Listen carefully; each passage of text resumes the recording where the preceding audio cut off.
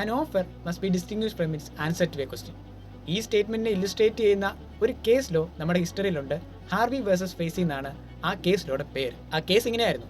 ഫേസി on ചെയ്യുന്ന ലാൻഡാണ് bumper heart. ഈ സ്ഥലം വിൽക്കാനുണ്ടെന്നറിഞ്ഞ് ഈ സ്ഥലം ഞങ്ങൾക്ക് വിൽക്കുമോ, ഇതിന്റെ ലോവസ്റ്റ് പ്രൈസ് എത്രയാണെന്ന് ചോദിച്ച് ഹാർവി ഒരു ടെലഗ്രാം അയച്ചു.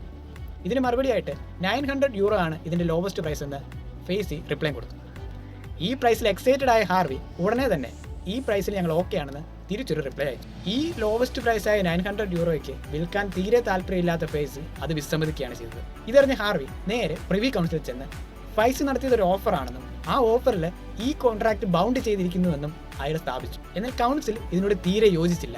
ഹാർവി ചോദിച്ച 2 ചോദ്യങ്ങളിൽ ഒരു ചോദ്യത്തിന് ഉത്തരം പറയുക മാത്രമാണ് ഫേസി ചെയ്തത്. ആൻസർ ടു എ ക്വസ്റ്റിനും മിയ സ്റ്റേറ്റ്മെന്റ് ഓഫ് പ്രൈസും ഓഫർ അല്ല എന്ന് കോടതി അവിടെ പ്രഖ്യാപിക്കുകയാണ്. അതോടുകൂടി നമ്മുടെ ഹാർവി ആ കേസിൽ പരാജയപ്പെടുകയാണ് ചെയ്തത്. ഇതിൽ നിന്ന് നമ്മൾ മനസ്സിലാക്കേണ്ടത് എന്താണ്? 2 കാര്യങ്ങളാണ്. ഒന്ന്, answer to a question offer അല്ല, mere statement of price offer അല്ല. അപ്പോൾ ഇന്നത്തെ കേസിൽ ഇത്രയേ ഉള്ളൂ. Thank you for the time. By.